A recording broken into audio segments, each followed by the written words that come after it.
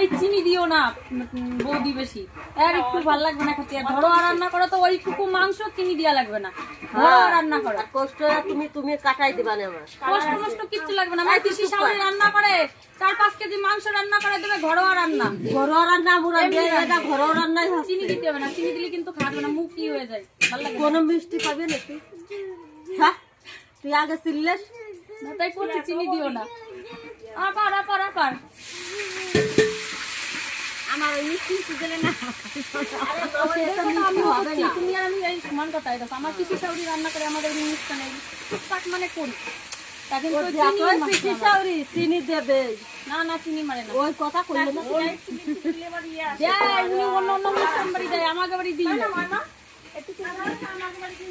আমরা দিই না, আমাকে বাড়ি যত মাংস রান্না হোক আমি দিতে দিই আর দেবে অল্প মাংস অত চিনি মারা লাগে না।